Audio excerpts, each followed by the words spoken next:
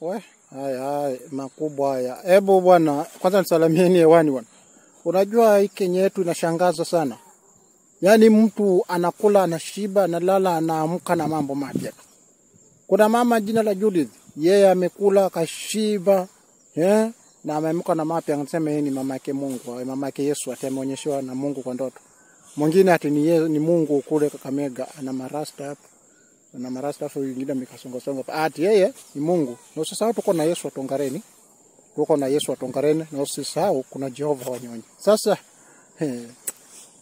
sijui nianzie wapi, sijui niseme nini. Hii ni kukufuru tu, si ni kukufuru Kenya, my good country. The capital city of Africa. Wakisema Kenya tutafute nchi yetu, hiyo nani ukweli nakubaliana naye. Kwa sababu yani kama kuna taifa lingebarikiwa kama Mungu angekuja sasa hivi, ingekuwa ni Kenya. Na sana Western.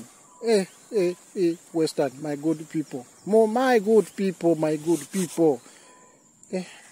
Hiyo ndio wakati wa mwisho, si ndio? Ndio wakati wa mwisho. Nyakati za mwisho zimefika. Walitabiri manabii wa zamani, hata Yesu mwenyewe alisema wengi watakuja kutumia jina langu, wengi watafanya miujiza, na wengi watawaponya watu, lakini msiziamini zile roho. Roho hizi tayari ziko Kenya.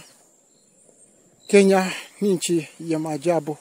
Kenya unalala na kipya, unaamka na kipya. Jamaa akajiita Mungu kule magharibi mwa Kenya. Mwingine alijiita mama yake Yesu kule magharibi mwa Kenya. Kuna Yesu watongareni magharibi mwa Kenya. Kuna Jehova Wanyonyi magharibi mwa Kenya. Kwa nini ikatokea Western? Je, kukuja kwa Yesu kutakuwaje? Ishara ya kuja kwa Yesu imeandikwa katika vitabu vya dini, vitabu vya Injili. Anasema ishara ya kuja, watu watapigana wenyewe kwa wenyewe. Baba ama mtoto atamuua mzazi, ama atawafisha wazazi kwa sumu.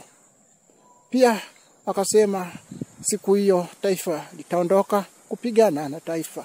Je, haya vituko inayoonekana Kenya iliyoko Afrika Kusini, Afrika Mashariki, je ndio nyakati ya mwisho?